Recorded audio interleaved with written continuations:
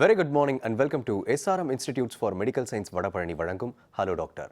இன்றைய நிகழ்ச்சியில் கலந்துக்கிட்டு உங்கள் சந்தேகங்களுக்கு பதிலளிக்க வந்திருக்காரு டயபெட்டாலஜிஸ்ட் டாக்டர் சுந்தரராமன் அவர்கள்.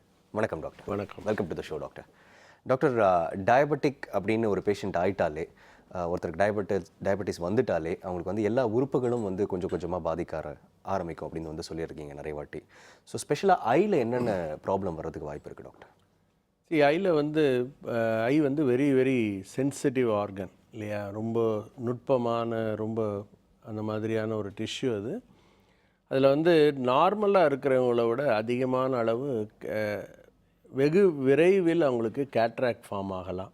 ஓகே, அது ஒன்று. ரெண்டாவது கேட்ராக்ட் அப்படின்றது புரை வளருது அப்படின்னு சொல்லுவோம் இல்லைங்களா. திடீர்னு கண் மறைக்க ஆரம்பிக்கும். பார்த்தீங்கன்னா லென்ஸில் ஒபாசிவ், அதாவது லென்ஸ் வெள்ளையாக மாறிடும். ஓகே. ஸோ லென்ஸுன்றது தான் கண்ணாடி போல் நம்மளுடைய கேமரா லென்ஸ் மாதிரி இருக்கிறது. அதுக்கு அது வெள்ளையாக மாறிடுச்சுன்னா உங்களுக்கு பார்வை சரியாக இருக்காது. எஸ். மிக முக்கியமானது என்னென்னா, எங்களுக்கு சர்க்கரை வியாதி இரத்த குழாய்களை பாதிக்கும். இந்த இரத்த குழாய்களுடைய பாதிப்பு தெளிவாக தெரியக்கூடிய இடம் window, it's like a window to our body, eyes எல்லாம். ஸோ அதை பார்த்தோன்னால எந்த அளவு சர்க்கரை நோய் உங்களுடைய உடலை பாதிச்சிருக்கு அப்படின்றது தெரியும். அடுத்த முக்கியமான உறுப்பு கிட்னி தான் பாதிக்கப்படுது. ஓகே, கிட்னியுடைய பாதிப்பை வெகு எளிதாக கண்ணை பார்த்து தெரிஞ்சிடலாம். கண்ணை பற்றி கண்டுபிடிச்சு கண்ணை பார்த்துட்டு கண்ணில் இருக்கிற சில நுட்பமான மாற்றங்களை பார்த்தாலே உங்களுடைய கிட்னிகள் பாதிக்க ஆரம்பிச்சிருக்கு அப்படின்றது தெரியும். ஏன்னு கேட்டிங்கன்னா, சர்க்கரை நோய் இரத்த குழாய்களை தான் எண்டோத்தீலியல் டிஸ்ஃபங்க்ஷன் சொல்லுவோம். அதாவது இரத்த குழாய்களுடைய உள்பக்க செவரில் தான் முதல்ல மாற்றம் ஏற்படுது. கிட்னின்றது ஃபுல்லாக இரத்த குழாய்களுடைய சங்கமம், அந்த இடம். ஓகே. நம்ம உடம்பில் இருக்கக்கூடிய ஒவ்வொரு துளி ரத்தமும் அங்கே சுத்திகரிக்கப்படுது. ஓகே. ஸோ அதனால் இரத்த குழாயுடைய பாதிப்பு கிட்னியில் அதில் பாதிப்பு இருக்கான்றது கண்ணை பார்த்து தெரியும். ஜென்ரலாக பார்த்து தெரிஞ்சுக்கலாமா, இல்லை ஏதாவது டெஸ்ட் பண்ணி தான் தெரிஞ்சுக்கணுமா டாக்டர்? இல்லை, ஒன்றும் இல்லை. ஒரு ஐ டாக்டர்கிட்ட நீங்கள் போனீங்கனாலே ஐ டாக்டர் உங்களுடைய உட்புற கண்ணை பார்ப்பாங்க. Retinal examination. அந்த ரெட்டினல் எக்ஸாமினேஷனில் இருக்கக்கூடிய அந்த இரத்த குழாய்களுடைய அமைப்பு, அதனுடைய சில சமயம் கண் பார்வை திடீர்னு போயிடலாம். அதுக்கு மெயின் காரணம் என்னென்னா, இரத்த குழாய் வெடிச்சிரும். ஸோ அது வெடிப்பு எல்லாம் இருக்கான்றது தெரியும். அப்படி வெடிப்பு வரும்போல் இருக்குன்னா லேசர் வச்சு அந்த வெடிக்கக்கூடிய பகுதிகளை மட்டும் அதை சரி பண்ண முடியும். ஓகே. ஸோ அதாவது ஒரு டயபெட்டிஸ் டாக்டர் முக்கியமான ஒரு டெஸ்ட் பண்ண வேண்டியது ஐ எக்ஸாமினேஷன். ஒவ்வொரு சர்க்கரை நோயாளியும் வருடத்துக்கு ஒரு முறை ஐ டெஸ்ட் பண்ணி பார்க்கணும். ஓகே டாக்டர், நிகழ்ச்சியின் முதல் காலர் இருக்காங்க, பார்த்துடலாம். ஹலோ டாக்டர், வணக்கம். வணக்கம். வணக்கம், எங்கேருந்து பேசுகிறீங்கம்மா? நான் தூத்துக்குடியில இருந்து கீதா. உங்கள் சந்தேகம் என்னன்னு சொல்லுங்கள் கீதா டாக்டர் கிட்ட. வணக்கம் டாக்டர். வணக்கம்மா. வணக்கம் டாக்டர்.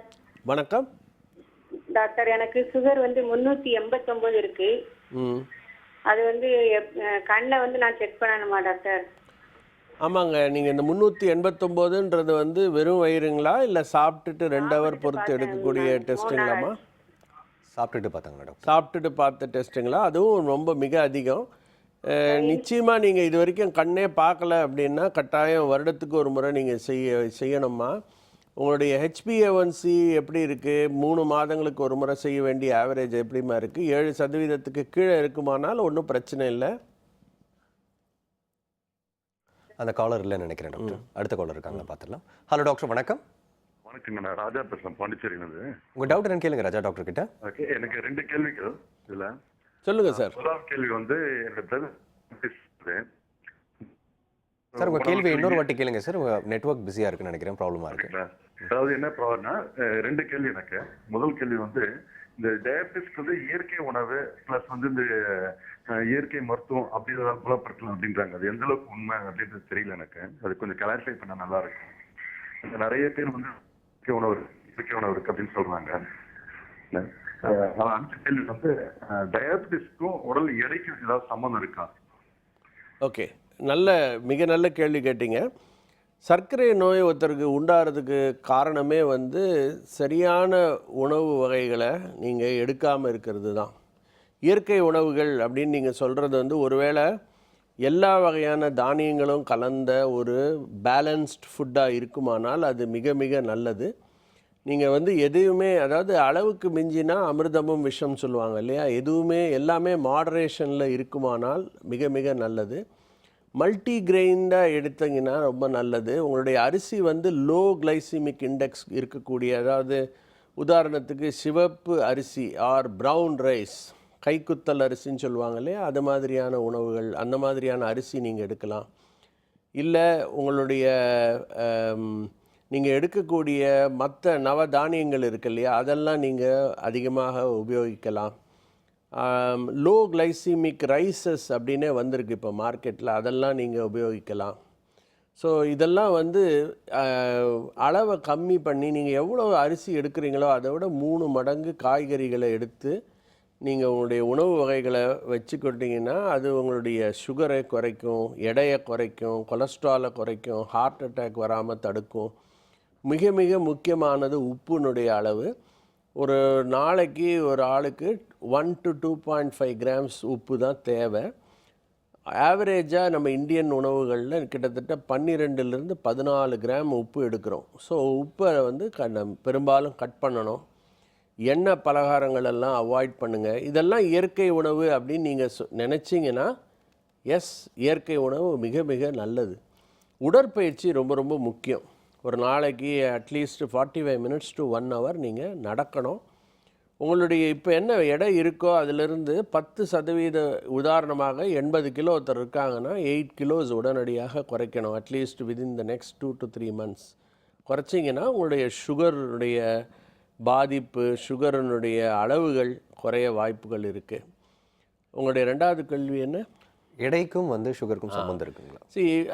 இந்த கேள்விக்கு இந்த கேள்விக்கு ஏற்கனவே பதில் சொன்னேன். அதாவது உங்களுக்கு சர்க்கரை வரக்கூடிய வாய்ப்புகள் தெரியுமானால், ப்ரீ டயபெட்டிக் ஸ்டேஜில் நீங்கள் இருக்குமானீங்கன்னா, ப்ரீ டயபெட்டிஸ் அப்படின்னா என்னென்னா, சர்க்கரை இப்போ வெறும் வயிற்றில் சுகர் செக் பண்ணுறீங்க, அது வந்து 100லிருந்து 125 அது வரைக்கும் இருக்குமானா அது வந்து ப்ரீ டயபெட்டிஸ்ன்னு சொல்லுவோம். அதே மாதிரி போஸ்ட் பிராண்டியல் பிளட் சுகர் 140லிருந்து 200 வரைக்கும் ப்ரீ டயபெட்டிஸ்ன்னு சொல்லுவோம். இந்த அளவுகளில் உங்களுடைய சுகர் இருக்கும் பொழுது உங்களுடைய தற்சமயம் இருக்கக்கூடிய எடையில் 10% நீங்கள் குறைச்சிங்கன்னா நிச்சயமாக சுகர் வராமல் தடுக்க முடியும். கால் பண்ணதுக்கு ரொம்ப நன்றி சார். அடுத்த காலர் பார்க்கலாம் டாக்டர். ஹலோ டாக்டர், வணக்கம். வணக்கம், எங்கிருந்து பேசுகிறீங்க? ஹலோ, ஊரபாரத்துலேருந்து பேசுகிறேன் சார். உங்கள் டவுட் என்னன்னு கேளுங்க சார் டாக்டர் கிட்ட. ஹலோ, சொல்லுங்கள் சார். வணக்கம் சார். வணக்கங்க. எனக்கு ஒரு 3 வருஷமா சுகர் இருக்கு சார். சரி. காலையில் எழுந்த உடனே லெஃப்ட் சைட் பாதம் பயங்கர வலி கொடுக்குது. சரி. அது எதனால சார்? வலியா எரிச்சலா உங்களுக்கு? எரிச்சல் இல்லை, வலிக்குது. வாக்கிங் பண்ணால் சரியா போயிடுது. சரி, வலிக்கு வந்து எழுந்த உடனே பாத வலி இருக்கு. தூங்கி எழுந்த உடனே வரக்கூடிய வலி வந்து வெறும் சாதாரண பிளான்டார் ஃபேஷைட்டிஸ்ன்னு சொல்லுவோம். அதாவது இட்ஸ் அ மெக்கானிக்கல் ப்ராப்ளம்னு சொல்லுவோம். காலுக்கு அடியில் பார்த்தீங்கன்னா எலும்புகள்லேருந்து விரல்களை ஜாயின் பண்ணுறதுக்கான ஒரு ஃபேஷியான்னு ஒன்று இருக்குது. அந்த ஃபேஷியா அட்டாச் பண்ணுற இடத்துல உங்களுக்கு இன்ஃப்ளமேஷன்ற அந்த புண்கள் ஏற்படலாம். அந்த புண் வந்து அதுக்கு உங்களுடைய எடை வந்து திடீர்னு அதிகமாக இருக்கலாம்.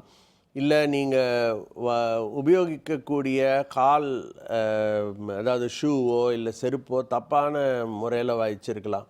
அது மாதிரி இருந்தால் கூட இந்த மாதிரி வலிகள் வரும். அதுக்கு தீர்வு வந்து அதுக்கும் சுகருக்கும் சம்மந்தம் இல்லைங்க. சுகர்னால் கை காலெல்லாம் பார்த்திங்கன்னா பின்ஸ் அண்ட் நீடில்ஸ் வரலாம், கை கால் எரிச்சல் வரலாம், கை காலெல்லாம் வந்து திடீர்னு தீயில வச்ச மாதிரி எரிவுத்தன்மை ஏற்படலாம். அதுதான் வந்து டயபெட்டிக் டிசீஸ். நீங்கள் உங்களுடைய ப்ராப்ளத்துக்கு வெகு எளிதில் தீர்வு கொடுக்க முடியும். நீங்கள் ஆர்த்தோபெடிக் டாக்டரை போனீங்கன்னா அவங்க சொல்லிக் கொடுப்பாங்க. சில எக்ஸசைசஸ் இருக்குது, தேவைப்பட்டால் இன்ஜெக்ஷன்ஸ் கூட போடலாம். கால் பண்ணதுக்கு ரொம்ப நன்றி சார். நிகழ்ச்சியை தொடர்ந்து பாருங்கள். அடுத்த காலர் கிட்ட பேசலாம் டாக்டர். ஹலோ டாக்டர், வணக்கம். ஹலோ, வணக்கம், எங்கேருந்து பேசுகிறீங்க சார்? சார் நாங்கள் கோயம்பேட்லேருந்து பிரின்ஸ் பேசுகிறேன் சார். உங்கள் சந்தேகம் என்னன்னு சொல்லுங்கள் சார் டாக்டர் கிட்ட. சார், எனக்கு வந்து எங்கள் மதருக்கு தான் சுகர் வந்து பார்த்தீங்கன்னாக்கா செக் பண்ணுறதுக்கு சாப்பிட்றதுக்கு முன்னாடி 380 இருக்கு. ஓகே. சாப்பிட்டதுக்கு அப்புறம் வந்து 250 சம்திங் இருக்கு. ஓகே. அவங்களுக்கு காலையில் எந்திரிக்கும் போதெல்லாம் உடம்பு கை வந்து மறக்க முடிய மாட்டேங்குது ஒரு சில டைமில். அதுக்கப்புறம் பார்த்தீங்கன்னாக்கா உடம்பு வந்து ரொம்ப ஹீட்டாக இருக்குது, எரியுதுன்னு ஃபீல் பண்ணுறாங்க சார். சார் நீங்கள் வந்து வெறும் வயிற்றில் 380 சொன்னீங்க இல்லை 180? இது வெறும் வயிற்றுல வந்து கம்மியா இருக்கு, சாப்பிட்டதுக்கு அப்புறம் அதிகமா இருக்கு. ஓகே, இல்லை அது அதிகன்றது வந்து எவ்வளோ இருக்குன்றது சொல்கிறீங்க? இது சாப்பிட்றதுக்கு முன்னாடி 250 இருக்கு, சாப்பிட்டதுக்கு அப்புறம் 380 இருக்கு. ரொம்ப ரொம்ப ரொம்ப அதிகம் சார். வெறும் வயிற்றில் வந்து 100 மேக்ஸிமம் வந்து 110லேருந்து 130 வரைக்கும் இருக்கலாம், இல்லை 140 வரைக்கும் இருக்கலாம். சாப்பிட்ட பிறகு 140லேருந்து 180க்கு வரைக்கும் இருக்கலாம். இதுதான் வந்து கண்ட்ரோல், சுகரில் கண்ட்ரோல் இருக்குதுன்னு அர்த்தம். மிக மிக முக்கியமானது வந்து உங்களுடைய HbA1c அது வந்து 7% கீழே இருக்கணும். இது 3மே உங்களுக்கு இருக்கான்னு பாருங்கள். உங்களுடைய மதர் இது மாதிரி இருக்கிறதுக்கு அன்கண்ட்ரோல்டு பிளட் சுகர் தாங்க காரணம். நிச்சயமாக நீங்கள் ஒரு மருத்துவரை சந்திச்சிங்கன்னா அவங்களுக்கு இதுக்கு எளிதில் தீர்வு கொடுக்க முடியும். கால் பண்ணதுக்கு ரொம்ப நன்றி சார். நெக்ஸ்ட் காலர் பார்க்கலாம் டாக்டர். ஹலோ டாக்டர், வணக்கம். ஹலோ வணக்கம், எங்கிட்ட பேசுகிறீங்கம்மா? கோயம்பேட்டிலேருந்து பேசுகிறேங்க சார். உங்கள் சந்தேகம் என்னன்னு சொல்லுங்கள் சார் டாக்டர் கிட்ட. என் பேர் எஸ் ராமசாமி. சொல்லுங்கள். எனக்கு வந்து ஒரு 17-18 வருஷமா சுகர் இருக்கு சார். சரிங்க. அது மாத்திரை சாப்பிட்டுட்டு இருக்கேன். ம். ஆனால் ஷோல்டர்லாம் ரொம்ப வலிக்கு. சரி. கை இந்த கரண்டையிலேருந்து முட்டு வர அந்த அடிப்பாகம் வந்து ரொம்ப உளைச்சலாகவே இருக்கு. ம். யாரோ ஒரு ஆள் நல்லா பிடிச்சி விட்டுட்டே இருக்கும் போல இருக்கு. ம். இல்லை மீசி விட்டா வலி கேட்குது. ம். ஆனால் டெய்லி எப்படியும் 2 மணி நேரம் வாக்கிங் போகிறேன். Very good. காலையில் 3/4 மணி நேரம், சாயங்காலம் ஒரு 1.25 மணி நேரம் போகிறேன். உங்களோட சுகர் கண்ட்ரோலில் இருக்கா? சாப்பிட முன்னால 140, ம். சாப்பிட்ட பிறகு 221. கொஞ்சம் அதிகமாக தாங்க இருக்குது உங்களுடைய சுகர். உங்களுடைய காலுடைய அந்த பிரச்சனைக்கெல்லாம் காரணம் உங்களுடைய கால் டயபிட்டிஸ்னால பெரிஃபரல் நியூரைட்டிஸ்ன்னு சொல்லக்கூடிய பிரச்சனை இருக்குது உங்களுக்கு. அதுக்கு மிக மிக முக்கியம் உங்களுடைய சுகரை கண்ட்ரோல் பண்ணணும். 2வது இதுக்கான மருந்துகள் இருக்குங்க. அந்த மருந்துகளை நீங்கள் எடுத்துக்கிட்டிங்கன்னா கம்ப்ளீட்டாக குணமாயிடும் இது. கால் பண்ணதுக்கு ரொம்ப நன்றி. அடுத்த காலர் பார்க்கலாம் டாக்டர். ஹலோ டாக்டர், வணக்கம். வணக்கம், எங்கிட்ட பேசுகிறீங்க? ஹலோ வணக்கம், நான் இங்கே சென்னை பல்லாவரத்துலேருந்து பேசுகிறேங்க. உங்கள் டவுட் என்னன்னு சொல்லுங்கம்மா டாக்டர் கிட்ட. ஹலோ சொல்லுங்கள். வணக்கம்மா, சொல்லுங்கள். வணக்கம் டாக்டர். எனக்கு வந்து இப்போதான் ஒரு 10 மாசமா சுகர் இருக்கு. சரிங்க. யாருக்கும் எங்க அம்மா அப்பாக்குல யாருக்கும் இல்லை, ஆனா எனக்கு திடீர்னு வந்திருக்கு. வந்து நான் வந்து நிறைய வாக் பண்றேன். ஆனா மெடிசன் வந்து நான் இந்த வெந்தய பொடி இது மாதிரிலாம் தான் சாப்பிட்றேன். டேப்லெட் எதுவும் எடுத்துக்கிறது இல்லை. ஆனா என்னுடைய வெயிட் வந்து ரொம்ப குறைஞ்சிருக்கு. 57 இருந்தா இப்ப 53 வந்திருக்கு. சரிங்க. உடம்பு கை கால்லாம் ரொம்ப வலிக்கு இருக்கு. ரொம்ப டயர்ட் ஆயிடுறேன். வேற வேற எப்படி என்ன இது எடுத்துக்கலாம் டாக்டர்? இதுலயே குறைஞ்சிருமா? இல்லைம்மா, உங்களோட சுகர் வந்து நல்ல முறை 170 சார். சாப்பிட்றதுக்கு முன்னாடி 131. ம். சாப்பிட்ட பிறகு 173 இருக்கு. சரி, HbA1c எவ்வளோம்மா இருக்குது? என்ன சார்? 3 மாதங்களுக்கு ஒரு முறை செய்ய வேண்டிய ஆவரேஜ்மா HbA1c. அதே லெவல்ல தான் இருக்கு. அதுக்கு இல்லைம்மா பண்ணீங்களா? HbA1cன்ற டெஸ்ட் பண்ணீங்களா? அது பண்ணல டாக்டர். அது பண்ணுங்கம்மா. அது பண்ணாதான் உங்களுடைய சுகருடைய மேக்னிடியூட் தெரியும், எவ்வளோ நாளாக சுகர் இருக்குன்றது தெரியும். இதை வச்சு தான் வந்து உங்களுடைய டாக்டர் வந்து நிச்சயமாக உங்களுக்கு மருந்து வேணுமா வேணாமான்றதை முடிவெடுப்பார். உங்களுடைய வெயிட் லாஸ் வந்து அவ்வளோ நல்ல விஷயம் இல்லைம்மா. அதாவது சுகருக்கு மருந்தும் எடுக்கலை நீங்கள், வெறும் வெந்தய பொடியினால் சுகர் குறையாதுங்க.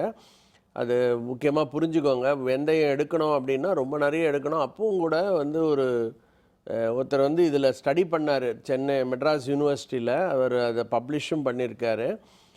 அது வந்து நீங்கள் எடுக்க வேண்டிய வெந்தய பொடி வந்து மிக மிக அதிகம். அவ்வளோ எடுத்தால் தான், அதுவும் காலையில் வெறும் வயிற்றில் பச்சையாக எடுக்கணும். அப்படி எடுத்திங்கன்னா குறையும்னு கண்டுபிடிச்சிருக்காங்க. ஆனால் வந்து ரொம்ப நிறைய குவான்டிட்டிஸ் எடுக்கணும், நார்மலாக எடுக்க முடியாது.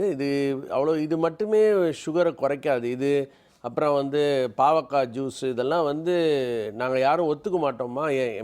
எங்களோட அலோபதி ப்ராக்டிஸில் இதெல்லாம் கிடையாது. பட் இந்த மெயினாக வந்து உங்களுடைய இதெல்லாம் எடுக்கிறதுனால நீங்கள் கம்மியாக சாப்பிட ஆரம்பிச்சிங்கன்னா, உங்களுடைய உணவுடைய அளவு கம்மியாகி நீங்கள் ஹெல்த்தியாக சாப்பிட்டீங்கனாலே உங்களுடைய சுகர் குறையிறதுக்கு வாய்ப்பு இருக்குது. உங்களோட வெயிட் லாஸ் வந்து நீங்கள் கஷ்டப்பட்டு குறைச்சிங்கன்னா அது வந்து நல்லது. சில சமயம் சுகர் அதிகமாக வெயிட் லாஸ் இருக்கும். உடம்பில் இருக்கக்கூடிய மசில்ஸு எல்லாமே வந்து வேஸ்டாக ஆரம்பிக்கும். ஸோ அது வந்து ஹெல்த்தியான விஷயம் இல்லை. எதுவாக இருந்தாலும் நீங்கள் டாக்டரை பார்க்கணும், உங்களுடைய சுகர்ஸை செக் பண்ணணும், HbA1c முக்கியமாக பார்க்கணும், டாக்டரை சந்திங்க. கால் பண்ணதுக்கு ரொம்ப நன்றிம்மா. நிகழ்ச்சியை தொடர்ந்து பாருங்க. அடுத்த காலர் பார்க்கலாம் டாக்டர். ஹலோ டாக்டர், வணக்கம். சார் வணக்கம் சார். வணக்கம், எங்கிருந்து பேசுறீங்க? பேசுறேன். தென்காசியில இருந்து முருகன் பேசுறேன். உங்க சந்தேகம் என்னன்னு சொல்லுங்க முருகன் டாக்டர் கிட்ட. சார் எங்க அம்மாவுக்கு உள்ள ஒரு பிரச்சனை பத்தி பேசலாம். சொல்லுங்க சார் வணக்கம் டாக்டர். சொல்லுங்கம்மா. வணக்கம். சார் எங்க அம்மாவுக்கு வந்து சார் ஒரு சுகர் இருக்குங்க. சரி. ப்ரெஷர் இருக்கு, பட் ரெண்டுமே கண்ட்ரோலா டேப்லெட் எடுத்துட்டு இருக்காங்க. ம். இன்பிட்வீன் பாத்தீங்கன்னா அவங்களுக்கு வந்து உப்புச்சத்து அதிகமா இருக்கு, இதை கொஞ்சம் கண்ட்ரோல் கவனமா இருந்த மாதிரி கொஞ்சம் டாக்டர் எச்சரிக்கை பண்ணியிருக்காங்க. ம். அதனால கொஞ்சம் பயப்படுறாங்க. அதனால சிறுநீரகம் எதுவும் பாதிக்குமோ அந்த மாதிரி கொஞ்சம் அதான் உணவு முறையில என்ன எதுவும் மாத்திக்கலாமா என்ன இது? இல்லைங்க, அதாவது நீங்கள் எனக்கு வந்து எல்லா வேல்யூஸும் தெரிஞ்சால் தான் மேற்கொண்டு பதில் சொல்லுவோம். பட் ஒரே ஒரு விஷயம் சொல்கிறேன். 74 இருக்கதா சொல்கிறாங்க யூரியா 74. கிரியாட்டினின் எவ்வளோ இருக்குது சார்? கிரியாட்டினின் அதில் ஒன்றும் குறிக்கல சார், யூரியா மட்டும்தான் போட்டு. இல்லைங்க, யூரியாவோட கிரியாட்டினின்ற இன்னொரு அளவும் பார்க்கணும்.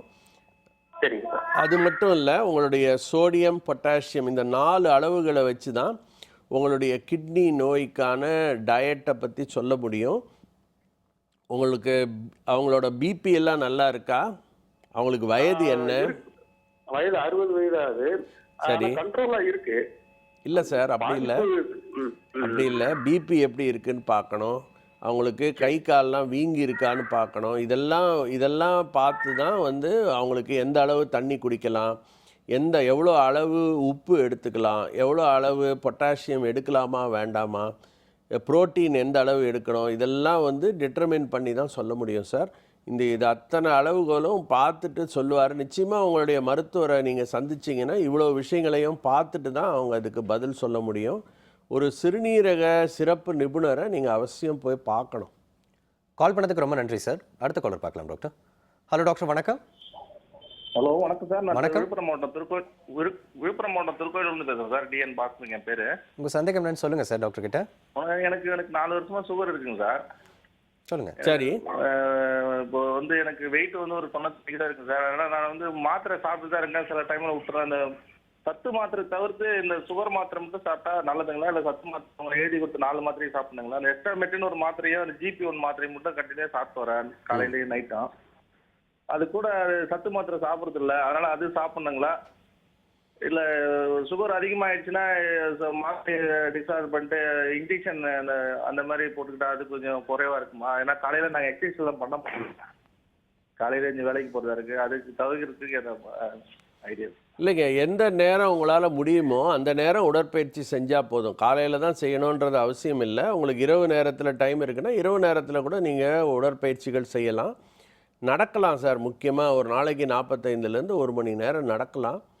உங்களுடைய ஒரு கேள்வி கேட்டீங்க, அதாவது உங்களுக்கு இந்த சத்து மாத்திரைகள் எடுத்துக்கணுமா அப்படின்னு கேட்டீங்க.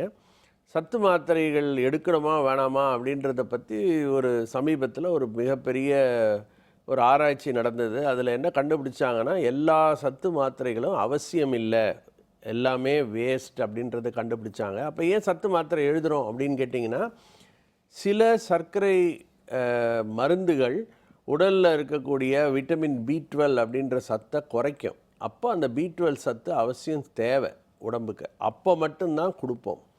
ஜென்ரலாக ஆன்டி ஆக்சிடென்ட்ஸு, வைட்டமின்ஸ் இதுக்கெல்லாம் ரோலே கிடையாது. உங்களுக்கு உடம்பில் எந்த பர்டிகுலர் வைட்டமின் உங்கள் உடம்புல இல்லையோ அந்த வைட்டமின் டெஃபிஷியன்சிக்கு உரிய மருந்துகளை மட்டும் எடுத்தால் போதுமானது. உங்களோட 2வது கேள்வி, உங்களுடைய சுகர் வந்து கண்ட்ரோலில் இருக்குதா இல்லையான்றது எனக்கு பிளப்படலை. உங்களோட கேள்வியை கேட்ட பிறகு உங்களுடைய சுகரில் 3 விவரங்கள் நீங்கள் பார்க்கணும். ஃபாஸ்டிங் பிளட் சுகர், 2 hours போஸ்ட்பிராண்டியல், HbA1cன்ற இந்த 3 விவரங்களையும் பார்த்து இது 3 வந்து கண்ட்ரோலில் இருக்குமானால் நீங்கள் இப்போ எடுக்கக்கூடிய மருந்துகளே போதுமானது. ஒருவேளை உங்களுடைய சுகர் கண்ட்ரோலில் இல்லை அப்படின்னா உங்கள் டாக்டர் இதை பார்த்து முடிவு பண்ண முடியும். இன்சுலின் உங்களுக்கு தேவையா இல்லை வெறும் டேப்லெட்ஸ் போதுமான்றதை வந்து டாக்டர் மட்டுமே தான் முடிவு செய்ய முடியும். கால் பண்ணதுக்கு ரொம்ப நன்றி சார். டாக்டர், இந்த கண்டென்ட்டை பற்றி நம்ம நிறைய வாட்டி சொல்லியிருக்கோம். பட் இருந்தாலும் ஒரு லேமன் அண்டர்ஸ்டாண்டிங்காக ஒரு காலர் கேட்டிருந்தாங்க, அதாவது ஃபுட் ஹேபிட் மட்டும் வச்சு நம்மளால் சுகரை குறைக்க முடியுமா, மெடிசின்ஸே எடுக்காமல்? அதை பற்றியும் ஜென்ரலாக என்னென்ன டயக்னோஸ் நம்ம பண்ணணும் சுகர் இருந்தால் அப்படின்றத பற்றி ஒரு சின்ன இடைவெளிக்கு அப்புறம் டிஸ்கஸ் பண்ணலாம் டாக்டர். சிம்ஸ் ஹாஸ்பிட்டல் வடபழனி வழங்கும் ஹலோ டாக்டர் நிகழ்ச்சியில் ஒரு சிறிய இடைவேளை.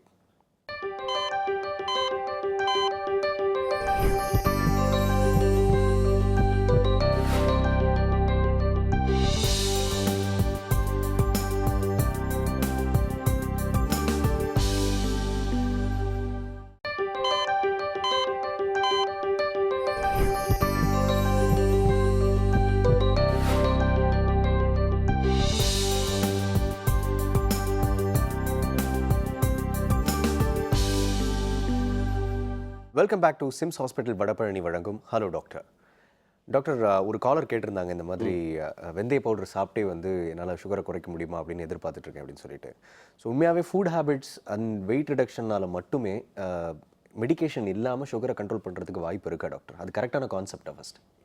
இல்லை, அதாவது ஓரளவுக்கு உண்மை. ஒருத்தருக்கு வந்து சுகர் வரதுக்கு முன்னால் இதெல்லாம் செய்ய முடியும். நான் சொன்னேன் இல்லையா, ப்ரீ டயபிட்டிஸ் அப்படின்னு ஒரு கண்டிஷன் சொன்னேன்.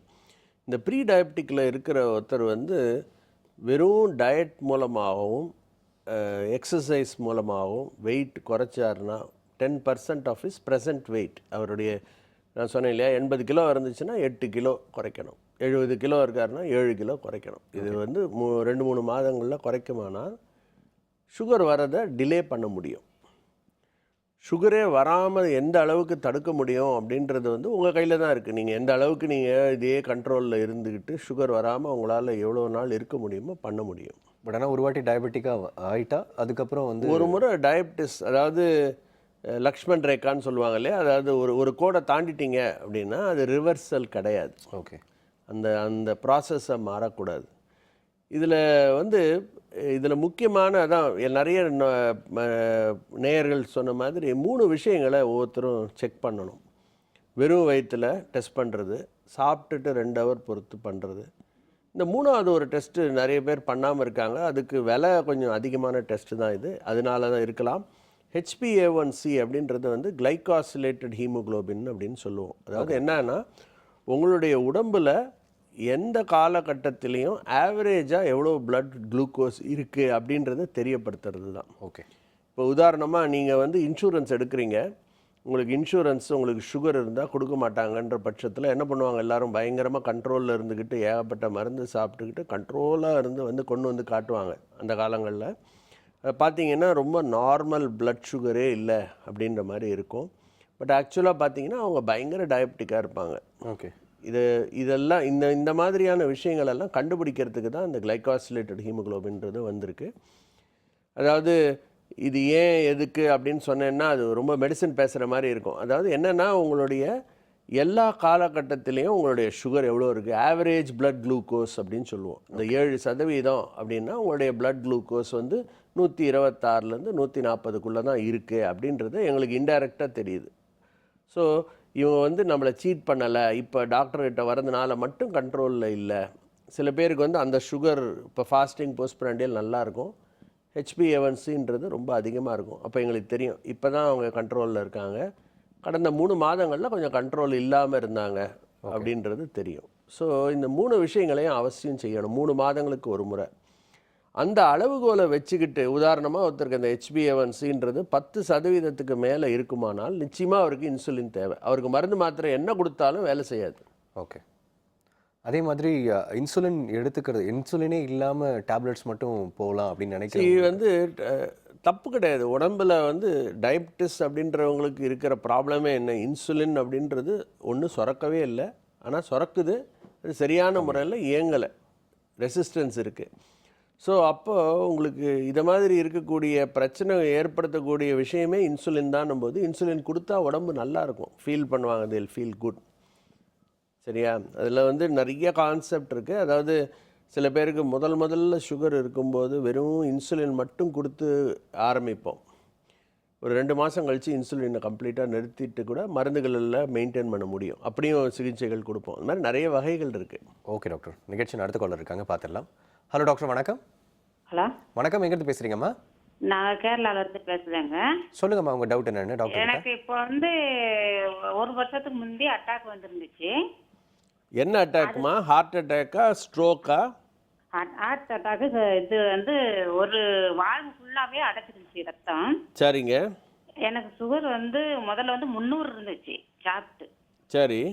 இப்போ வந்து அந்த அட்டாக் போய் இப்போ 1 வருஷம் ஆச்சு. இப்போ வந்து 180 இருக்கு சாப்பிட்டுட்டு 2 ஹவர் பொறுத்தா?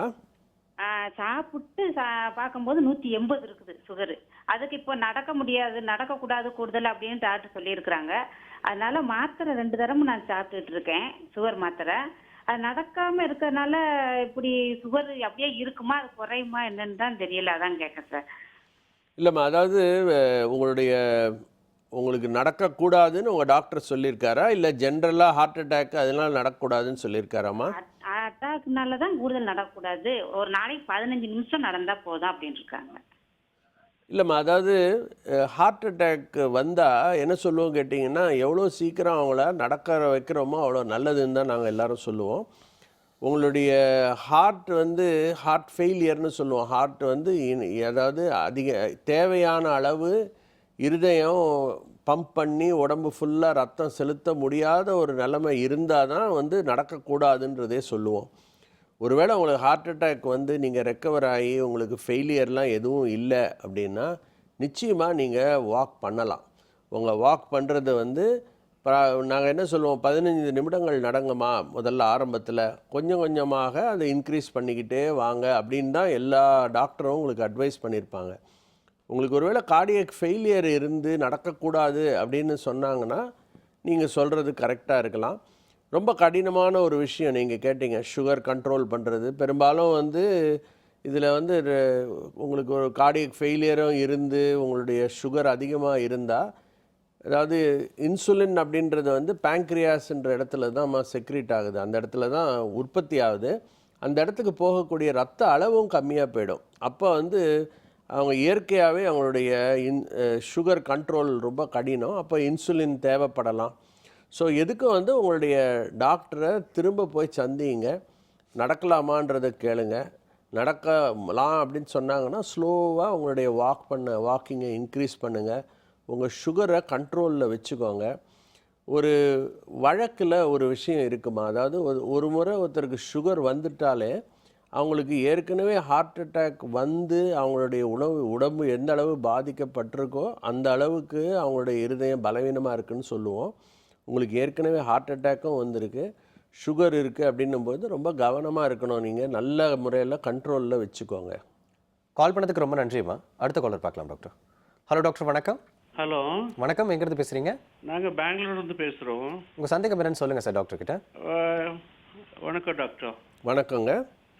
பாருங்கள், எனக்கு வந்துட்டு ஃப்ரம் பாஸ்ட் 10 இயர்ஸாக சுகர் இருக்குது. சரி. எனக்கு ஃபாஸ்டிங் வந்துட்டு 124 126 இருக்குது. சரி. போஸ்ட் பேண்டல் வந்துட்டு 164 180 அந்த மாதிரி ரேஞ்ச் ஆகிட்டே இருக்குது. சரி. பட் ஹெச்பிஏ அது வந்து 3 months ஒன்ஸ் எடுக்கிறது வந்துட்டு 7 இருக்குங்க. சரி. பின்ன எனக்கு என்ன ப்ராப்ளம்னா, வாக் பண்ணாக்க காலெல்லாம் எரியுது ஜாஸ்தி, கால் எரிச்சல் ஜாஸ்தி ஆயிடுது. வாக் பண்ணலன்னாக்கா நார்மலாக இருக்கு. பின்ன என்னுடைய கால் ஃபிங்கர்ஸ்லாம் பெயின் இருக்கு. இது நான் வந்துட்டு டயப்ரைட் 1 mg எடுக்கிறேன், பின்ன ஒகாமெட் 500 mg ஒரு டைம் மாத்திரம் காலையில் எடுக்கிறேன். இந்த கால் எரிச்சல் வாக் பண்ணுன்றாங்க சுகர் இருந்தாக்கா, பட் வாக் பண்ணால் எனக்கு எரிச்சல் ஜாஸ்தி ஆகுதுங்களா, என்ன காரணங்க? இல்லை, உங்களுக்கு வந்து உங்களோட சுகர் வந்து ரீசனபிளி அண்டர் கண்ட்ரோல். உங்களுடைய ப்ராப்ளம் வந்து பெரிஃபரல் நியூரைட்டிஸ் தான். இதுக்கு வந்து வெகு எளிதில் வைத்தியம் பண்ண முடியும் சார். B12 இன்ஜெக்ஷன்ஸ் போட்டுக்கலாம், B12 டேப்லெட்ஸ் எடுத்துக்கலாம், மற்ற சில மருந்துகளும் இருக்குது. உங்கள் டாக்டர்கிட்ட இதை சொன்னீங்கனாலே அதுக்கு ட்ரீட்மெண்ட் கொடுப்பாரு. Then you will be able to walk. அதாவது உங்களோட கால் விரல்கள்லாம் வலி இருக்குதுன்னு சொன்னீங்க. உங்களோட வலிகளில் வந்து ஆர்த்ரைட்டிஸ் மாதிரி இருக்கா இல்லை எரிச்சல்னால இருக்கான்றது பார்க்கணும். ஒரு முறை எதுக்கும் நீங்கள் திரும்ப உங்கள் டாக்டரை போய் பாருங்கள். அவர் சஜஸ்ட் பண்ணாருன்னா நீங்கள் ஆர்த்தோபெடிஷனையும் ஒரு முறை காட்டுங்க. உங்களுடைய ஃபுட்வேர் மிக முக்கியம் சார். ஃபுட்வேர் வந்து நல்ல ஆர்ச் சப்போர்ட்டோடு இருக்கணும். அதுக்கு தான் வந்து சொல்லுவோம், பிராண்டட் வேர் எடுத்துக்கிட்டிங்கன்னா ஆர்ச் சப்போர்ட் கிடைக்கும். அப்படி இல்லைன்னாலும் இப்போ உங்களோட காலை பார்த்து உங்களுக்காக செருப்புகள் பண்ணி கொடுக்கக்கூடிய இடங்கள் நிச்சயமாக இருக்கும். பெங்களூர் மாதிரி இடத்துல ஆர்த்தாட்டிக் சென்டர்னு சொல்லுவோம். அதில் போனீங்கன்னா உங்களுக்குரிய கால் அணிகள் அவங்க பண்ணி கொடுப்பாங்க. கால் பண்ணதுக்கு ரொம்ப நன்றி சார். நெக்ஸ்ட் காலர் பார்க்கலாம் டாக்டர். ஹலோ டாக்டர், வணக்கம். ஹலோ, நான் சென்னையிலேருந்து பேசுகிறேன். சொல்லுங்கம்மா, உங்க டவுட் என்ன? அம்மாக்கு 52 years ஆகுது. உள்ள பாதம் ஃபுல்லா எரியுதுன்றாங்க. ஒரு 5-6 மாசமா இருக்கு. நாங்களும் சுகர் டெஸ்ட் எல்லாம் எடுத்துட்டோம். ஃபாஸ்டிங்ல 82 இருக்கு, பிபில 111 இருக்கு. நார்மலா இருக்கு. ஆனா ஒரு 5-6 மாசமா கால் ரொம்ப உள்ளங்கால் ஃபுல்லா பாதம் ஃபுல்லா எரியுதுன்றாங்க. நைட்டு தூங்கவும் முடிய மாட்டேங்குது. நின்னாலும் சரி உட்காந்தாலும் சரி, தூங்கும் போதும் நைட்டெல்லாம் தூங்காம ரொம்ப கஷ்டப்படுறாங்க. சுகரும் இல்லை. என்ன டாக்டர் பண்றது நாங்க? இல்லைம்மா, அதாவது உங்களோட சுகர் நல்ல கண்ட்ரோலில் இருக்கிற மாதிரி தான் தெரியுது. நீங்கள் HbA1cன்ற அந்த இன்னொரு டெஸ்ட்டு நீங்கள் செய்யலை, அதுவும் பாருங்கள். அப்புறம் அந்த கால் எரிச்சலுக்கு நிறைய மருந்துகள் இருக்குமா, வெகு எளிதில் அதை ட்ரீட் பண்ண முடியும். உங்கள் டாக்டரை போய் சந்திச்சிங்கன்னா அவர் இதுக்கு ஈஸியாக தீர்வு கொடுப்பாருமா, ஒன்றும் ப்ராப்ளம் இல்லை. கால் பண்ணதுக்கு ரொம்ப நன்றிம்மா. நெக்ஸ்ட் காலர் பார்க்கலாம் டாக்டர். ஹலோ டாக்டர், வணக்கம். ஹலோ டாக்டர், வணக்கம். வணக்கம் சார், நான் டாக்டர் பேசுறாங்களா? பேசுங்க சார், உங்கள் சந்தேகம் என்னன்னு வணக்கம் சார். சொல்லுங்கள். வணக்கங்க. இந்த காலர் கட் ஆகிட்டாங்க டாக்டர். அடுத்த காலர் பார்க்கலாம். ஹலோ டாக்டர், வணக்கம். ஹலோ வணக்கம், எங்கிருந்து பேசுகிறீங்க sir? Sir, Tiruvallur district Tiruvallur taluk பற்றவன் கிராமத்துலேருந்து பேசுகிறோம். சொல்லுங்கள் சார், உங்கள் டவுட் என்னன்னு டாக்டர் கிட்ட. சார், எனக்கு வந்து 7 வருஷம் முன்னாடி செக் பண்ணேன் சுகர் இருக்குதான்ட்டு. சரி. சரியும் சுகர் இல்லைன்னு நார்மல்னாங்க. நான் அடிக்கடி வாக்கிங்லாம் போவேன். நைட்டில் எப்பவுமே வாட்டர் வந்து 1 லிட்டர் கிட்ட குடிப்பேன் நான். அதனால வந்து யூரின் 2 டைம்ஸ் 3 டைம்ஸ் போகிறேன். இந்த 2 டைம்ஸ் 3 டைம்ஸ் போகிறதுனால வந்து சுகர் இருக்கிற அறிகுறி அதில் இருக்கான்னு தான் எனக்கு டவுட்டாக கேட்குறேன். இல்லை உங்களோட வயது என்ன? எனக்கு வயது ஒரு 47 சார். சரி. சரி, 40 வயதுக்கு மேலே உங்களுடைய ப்ராஸ்டேட் அப்படின்ற சுரப்பி வந்து பெருசாக போயிடும் sir.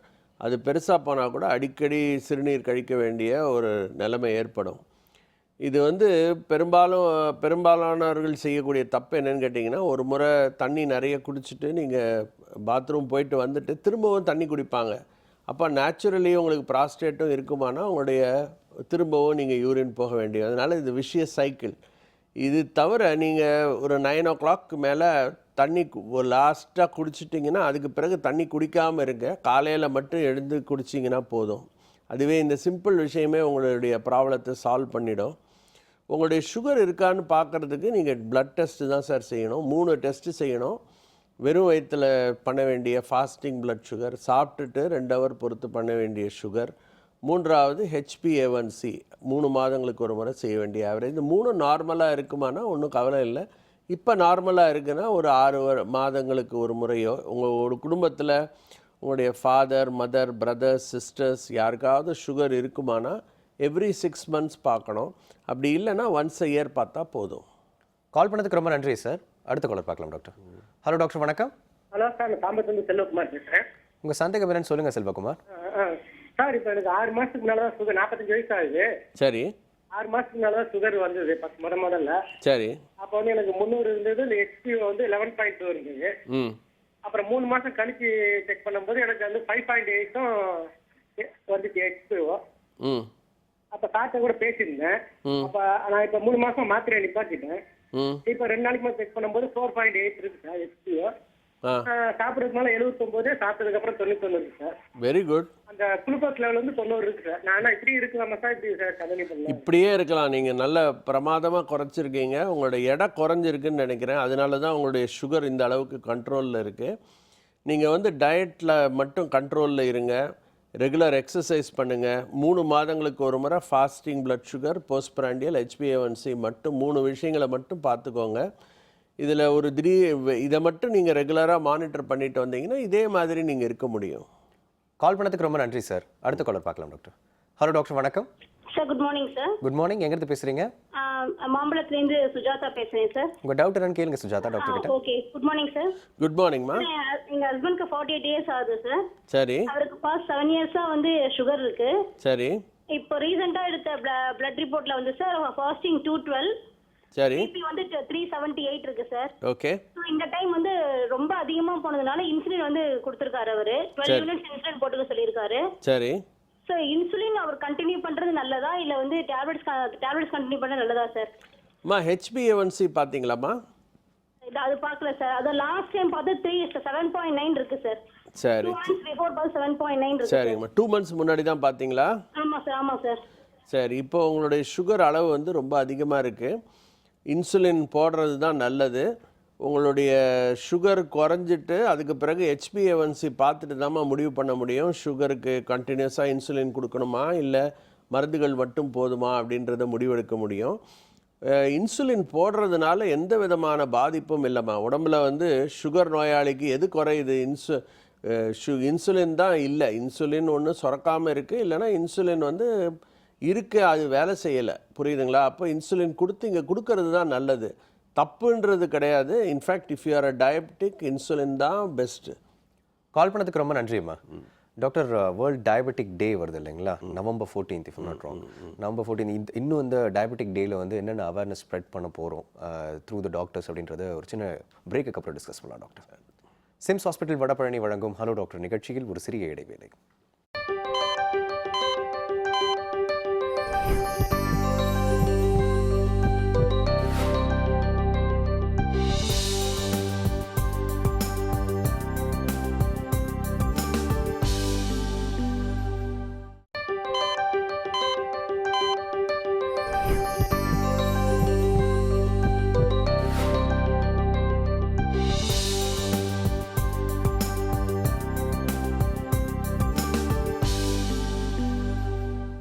Welcome back to SIMS hospital Vadapalani வழங்கும் ஹலோ டாக்டர்.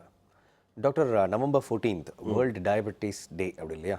இதில் என்ன டாக்டர் அவேர்னஸ் வந்து இந்த வாட்டி வந்து டயபெட்டிக் டேல என்ன நடக்க போகுது, என்னென்ன அவேர்னஸ் வந்து வெளியே வரும்? அதாவது இன்டர்நேஷ்னல் டயபெட்டிக் ஃபெடரேஷன் ஒன்று இருக்குது. அது வந்து கிட்டத்தட்ட 230 நேஷ்னல் டயபெட்டிக் பாடிஸ் இருக்குது. அது உள்ள கிட்டத்தட்ட 160 countries all over the world அந்த ஆர்கனைசேஷன் கீழே இருக்குது. நம்ம இந்தியன் இதுவும் இருக்குது, அதில் ஒரு மெம்பர் நம்மளும்.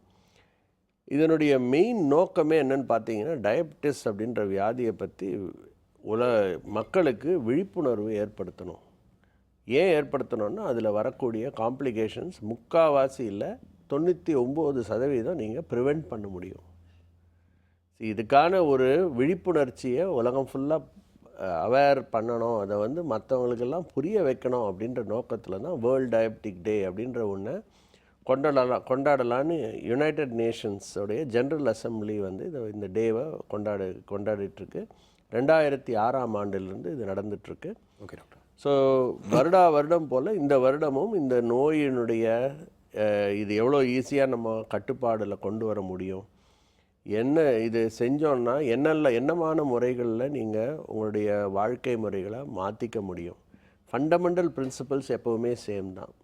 அதாவது ஹெல்த்தி லைஃப், லீட் அ ஹெல்த்தி லைஃப் அப்படின்னாலே ஸோ நல்ல மாதிரியான உணவு பழக்கங்கள், ரெகுலர் எக்ஸசைஸ், வெயிட் ரிடக்ஷன், ரெகுலராக அப்படி ஒருவேளை சுகர் இது பத்தலை அப்படின்னா ரெகுலர் மெடிசன்ஸ் எடுத்துக்கணும், தேவைப்பட்டால் இன்சுலின் எடுத்துக்கணும். இதை மாதிரியான இந்த பிரின்சிபல்ஸை மக்களிடம் செலுத்துறதுக்கு, மக்களிடம் இதை கொண்டு போய் சேர்றதுக்கான ஒரு டே அது. இப்போ இது வந்து மக்கள் எப்படி வரவேற்கிறாங்கன்னு நினைக்கிறீங்க டாக்டர்? அது ஸ்பெஷலி சவுத் இந்தியாவில் இந்த மாதிரி நாட்களை வேர்ல்டு டயபெட்டிக் டேவா? இல்லை, வேர்ல்டு டயபெட்டிக் டேயில் பார்த்தீங்கன்னா எல்லா நிறைய விழிப்புணர்வு நடக்குதுங்க. அந்த ஒரு பர்டிகுலர் டேயில் பார்த்தீங்கன்னா, இப்போ சமீபத்தில் ஒரு 2-3 நாள் முன்னாடி கூட வேர்ல்டு ஹார்ட் டேன்னு கொண்டாடினோம். இதெல்லாம் வந்து ஒரு விழிப்புணர்வு கொண்டு வர்றதுக்கு தான். இந்த மாதிரியான நோய்கள் இருக்குது, இதை தடுக்கணும். இதெல்லாம் வாழ்க்கை முறைகளை பாதிக்கக்கூடிய நோய்கள், லைஃப் ஸ்டைல் டிசீசஸ். உங்களுடைய ஹெல்த்தி லைஃப் ஸ்டைல் நீங்கள் வாழறதுனால இதெல்லாம் தடுக்கலாம் அப்படின்றத மக்களுக்கு புரிய வைக்கிறோம். நிச்சயமாக இதில் வந்து ஓரளவுக்கு சக்சீட் பண்ணுறோன்னு தான் நினைக்கிறோம். இப்போ நம்ம ப்ரோக்ராம் கூட ஒரு நல்ல விழிப்புணர்வு தான் அதை கொண்டு வருது. சர்க்கரை நோய்னா என்ன, அதனுடைய பிரச்சனைகள் என்ன எல்லாம் பேசுகிறோம் இல்லையா, அதே தான். ஓகே டாக்டர், நிகழ்ச்சி அடுத்த காலர் இருக்காங்க, பார்த்துடலாம் டாக்டர். ஹலோ டாக்டர், வணக்கம். ஹலோ வணக்கம், எங்கிட்ட பேசுகிறீங்க சார்? மதுரையிலேருந்து பேசுகிறேன் சார். உங்கள் டவுட் என்னன்னு சொல்லுங்கள் சார் டாக்டர் கிட்ட. சார் காலையில் வந்து 110 இருக்குது சார் ஃபாஸ்டிங்கில். சாப்பிட்ட 98 தான் சார். ஆனால் மாத்திரையெல்லாம் போடுறது இல்லை சார். இல்லை நீங்கள் டயபெட்டிக்காக இல்லையா? அதுதான் சார் ஒரே டவுட்டாக இருக்குது. அன்னைக்கு கேட்டதுக்கு ஆமாம் ஒரு 3 மாதம் பார்த்ததுக்கு முன்னாடி 200 இருக்குன்னாங்க சாப்பிட்டதுக்கப்புறம். சரி, அப்புறம் வந்து 110 தான் இருக்குன்னு சொல்கிறாங்க. நீங்கள் ஏதாவது இல்லை முதல்ல 200 இருந்து இப்போ 98 வந்திருக்கீங்களா? ஆமாம், முதல் 200 இருந்துச்சு, அப்புறம் 98 வந்துச்சு, மாறிக்கிட்டே இருக்கு சார். சரி, HbA1cன்றது டெஸ்ட் பண்ணிங்களா? அது 3 மாதம் டெஸ்ட்டில் வந்து நார்மல் தான் அவங்களுக்கு அப்படின்னு காட்டுது. இல்லை, எவ்வளோ சதவீதம் இருந்ததுங்க?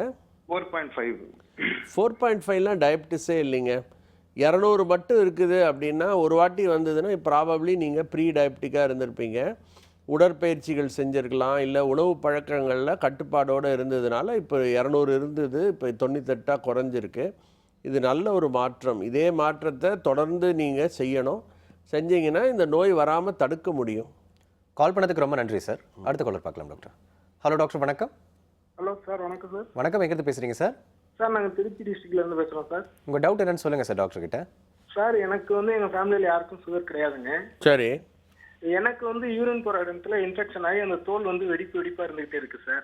சரி, இங்க வந்து எங்களுக்கு நாங்க வந்து ஒரு கிராமத்துல இருக்கனால எங்களுக்கு பிளட் டெஸ்ட் எடுக்கிறதுக்கான வாய்ப்பு ரொம்ப கம்மியா இருக்கு சார். அந்த மிஷின் சின்ன அந்த கையில குத்தி பார்த்து எடுப்பாங்களா சார், அதுல எனக்கு பிளட் டெஸ்ட் எடுத்தப்ப 229 இருக்கு சார். சரி, எம்டி ஸ்டொமக்ல தான் சார். சரி. அதுக்கு சரி, அதாவது உங்களுக்கு டயபிட்டிஸ் தான் இருக்குது அப்படின்றதுல ரெண்டு விதமான கருத்து இல்லை சார். ஒரே ஒரு ரீடிங், ரேண்டம் ரீடிங் சொல்லுவோம், இல்லை ஃபாஸ்டிங் எது 200க்கு மேலே இருக்குமானா நிச்சயமாக உங்களுக்கு டயபிட்டிஸ் தான். ஸோ நிச்சயமாக நீங்கள் டயபிட்டிஸுக்கான வைத்தியங்கள் தொடங்குறது ரொம்ப ரொம்ப ரொம்ப முக்கியம். நீங்கள் வந்து உடற்பயிற்சி செய்யுங்க, டெய்லி காலையிலையோ மாலையிலையோ 45 நிமிடங்கள்லேருந்து 1 மணி நேரம் நடங்க. உணவு பழக்கங்களில் கட்டுப்பாடோடு இருங்க. முக்கியமாக வந்து நீங்கள் சாப்பிடக்கூடிய அரிசி அளவை கம்மி பண்ணுங்கள். நீங்கள் எவ்வளோ அரிசி எடுக்கிறீங்களோ அது மாதிரி 3 மடங்கு காய்கறிகள் எடுத்துக்கோங்க. வந்து வயிறு எப்போவுமே நிரம்பி இருக்கணும். அதே நேரத்தில் மாடரேஷன், எல்லாமே அளவை கம்மி பண்ணணும். இது பண்ணிங்கனாலே உங்களுடைய சுகர் குறையும். 220 ஃபாஸ்டிங்கில் இருக்கிறதுனால ரொம்ப ரொம்ப அதிகம். நீங்கள் கட்டாயம் உங்களுடைய ஊரில் வசதிகள் இல்லை அப்படின்னா எந்த ஊர் பக்கத்தில் இருக்கோ அந்த ஊருக்கு போங்க. போயிட்டு எல்லா டெஸ்ட்டுகளும் எடுத்து அங்கே இருக்கிற டாக்டரை சந்தித்து மருந்துகளை ஆரம்பிங்க. எதுவுமே ஆரம்பத்திலேயே செஞ்சால் நல்லதுங்க. இல்லைன்னா பிற்காலத்தில் பிரச்சனைகள் வரும். சர்க்கரை நோய் வந்து கண்ணை பாதிக்கலாம், இருதயத்தை பாதிக்கலாம், கை கால் நரம்புகளை பாதிக்கலாம், திடீர்னு கண் பார்வை போயிடலாம், திடீர்னு ஹார்ட் அட்டாக் ஏற்படலாம், திடீர்னு மரணம் கூட ஏற்படலாம்.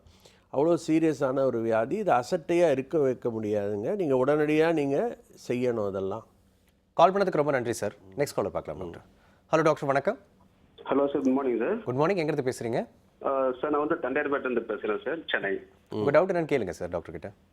Sir good morning sir. Very good மார்னிங்க சார். நான் வந்துட்டு இந்த வருஷம் வந்து 7ஆம் மாதம் 3ஆவது மாதம் வந்து செக் பண்ணேன் சார் எனக்கு சுகர். எனக்கு சரி. சாப்பிட்றது முன்னே வந்து பார்த்தீங்கன்னா 245 இருந்தது. சரி. சாப்பிட்டது பிறகு வந்து பார்த்தீங்கன்னா 348 இருந்தது சார். சரி. அதுக்கப்புறம் வந்து ஒரு 3 மாதம் வந்து மாத்திரை எடுத்தேன் நான். சரி. லாஸ்ட்டாக வந்து செக் பண்ணது வந்து 5ஆம் மாதம் வந்து செக் பண்ணேன் சார். அப்போ வந்து சாப்பிடாத முன்னே 115 இருந்தது. சாப்பிட்டது பிறகு வந்து பார்த்தீங்கன்னா 207 இருந்தது சார் எனக்கு. சரி. இப்போ நான் வந்து ஒரு 3 மாசமா டேப்லெட் எடுத்துக்கல. இப்போ நான் வந்து இப்போ மார்க்கெட்டிங் தான் ஒர்க் பண்ணுறேன், ஃபீல்டு ஒர்க் தான் பண்ணிக்கிட்டு இருக்கேன். மேக்ஸிமம் ஒரு நாளைக்கு வந்து பார்த்தீங்கன்னா ஒரு 15-20 கிலோமீட்டர் வந்து வாக்கப் நடந்துட்டு தான் இருப்பேன் நான். சரி. அது இல்லாமல் எவ்ரிடே வந்து மார்னிங் வந்து எக்ஸசைஸ் பண்ணுறேன் சார். நான் வந்து மறுபடியும் இது செக் பண்ணலாம் எப்படி சார்? இல்லை சார், அதாவது ஒன்று புரிஞ்சுக்கோங்களேன். உங்களுடைய வேலை வகை சொன்னீங்க, உங்களுடைய டயட்டில் இருக்கேன்லாம் சொன்னீங்க. உங்களுடைய சுகர் முதல்ல செக் பண்ணுங்கள். சுகர் செக் பண்ணும்பொழுது 3 விஷயங்கள் செக் பண்ணணும். வெறும் வயிற்றில் ஃபாஸ்டிங் சுகர், போஸ்ட்பிராண்டியல் சுகர், அப்புறம் HbA1c, இந்த 3ம் பாருங்கள். பார்த்துட்டு உங்கள் பக்கத்தில் இருக்கிற டாக்டரை போய் சந்திங்க. அந்த டாக்டர் சொல்லுவார் உங்களுக்கு மருந்து தேவையா இல்லையான்றது. கால் பண்ணதுக்கு ரொம்ப நன்றி சார். அடுத்த காலர் பார்க்கலாம் டாக்டர். ஹலோ டாக்டர், வணக்கம். ஹலோ டாக்டர், வணக்கம். ஹலோ வணக்கம். எங்கேருந்து பேசுகிறீங்க? கோயம்புத்தூர்லேருந்து பேசுகிறேங்க சார். உங்கள் சந்தேகம் என்னன்னு சொல்லுங்கள் சார், டாக்டர் இருக்காரு. ஹலோ வணக்கங்க சார். வணக்கங்க. நமக்கு வந்து 2011 சுகர் இருக்குங்க சார். சரிங்க. டாக்டர்கிட்ட காமிச்சிருக்கிறேன், ஏறுது இறங்குது. இப்போ லாஸ்ட் டைம் வந்து 110 சாப்பிட்றதுக்கு முன்னாடிங்க, சாப்பிட்டது பிறகு 170 இருக்குங்க. சரி. இந்த சப்பை ரெண்டுமே வலியாகுதுங்க. அது டாக்டர்கிட்ட சொன்ன மாத்திரை கொடுத்துருக்குறாருங்க. அது சாப்பிட்டா நல்லா இருக்குது. மறுபடியும் சாப்பிடணுன்னு ஒரு நாள் விட்டோம்னா மறுபடியும் லைட்டாக வலியாகுதுங்க. அது அப்போ அடிக்கடி வந்து இந்த லெஃப்ட் சைடில் ஹார்ட் இது கிட்னி பக்கத்தில் ஏதாவது இருக்குதுங்களா, அது வந்து மாத்திரை சாப்பிட்டா வலி வரும் போலுக்குங்க. அதுக்கு டாக்டர்கிட்ட கொடுத்தா அதுக்கு மாத்திரை சாப்பிட்றாங்க. மாத்திரை ஜாஸ்தி சாப்பிட்றதுனால நமக்கு ஏதாவது எஃபெக்ட் வருங்களா அப்படின்னு கேட்குறாங்க. இல்லை, உங்களுக்கு வந்து 2011 சுகர் இருக்குன்னீங்க. கிட்டத்தட்ட 4 வருஷமாக இருக்குது. உங்கள் உடம்பில் இருக்கக்கூடிய எல்லா உறுப்புகளுக்கும் டெஸ்ட் பண்ணி பார்த்தீங்களா? உங்களோட கிட்னி எப்படி இருக்குது, ஹார்ட் எப்படி இருக்குது, கண்ணெல்லாம் எப்படி இருக்குது, எல்லாமே டெஸ்ட் பண்ணி பார்த்தீங்களா? நரம்பெல்லாம் எப்படி இருக்குது, இதெல்லாம் பார்க்கணுங்க. வருடம் இதெல்லாம் மொத்தம் செக் பண்ணணும். உங்களுக்கு இருக்கக்கூடிய பிரச்சனை வந்து டயபெட்டிக் நியூரோபதி தான். அதுதான் வந்து உங்களுடைய உட்கார இடத்துல உங்களுக்கு வலி இருக்கிற மாதிரி இருக்குது. இதுக்கான மருந்துகள் நீங்கள் அவசியம் எடுத்து தான் ஆகணும். இது எப்படின்னு கேட்டிங்கன்னா, உங்களுடைய பிரச்சனைகளுக்கு நீங்கள் மருந்துகள் எடுத்து தான் ஆகணும். மருந்து எடுக்கிறதுனால பிரச்சனை வருமானு என்ன கேட்குறத விட, மருந்து உங்களுக்கு பிரச்சனை இருக்கும்போது நீங்கள் மருந்துகள் தான் எடுக்கணும். நிச்சயமாக வந்து உங்கள் முழு உடல் பரிசோதனை செஞ்சு பார்க்குறது நல்லதுங்க. வருடத்துக்கு ஒரு முறையாவது நீங்கள் அவசியம் செய்யணும். ஐ எக்ஸாமினேஷன் பற்றி சொன்னேன் நான் ஆரம்பத்திலேயே. அது மாதிரி கண் பரிசோதனை மிக மிக முக்கியம். கிட்னிகள் பரிசோதனை 3 மாதங்களுக்கு ஒரு முறை நீங்கள் கட்டாயம் செஞ்சு பார்க்கணும். யூரினில் வந்து புரோட்டீன் கிரியாட்டினின் ரேஷியோன்னு இருக்குது, அது பார்க்கணும்.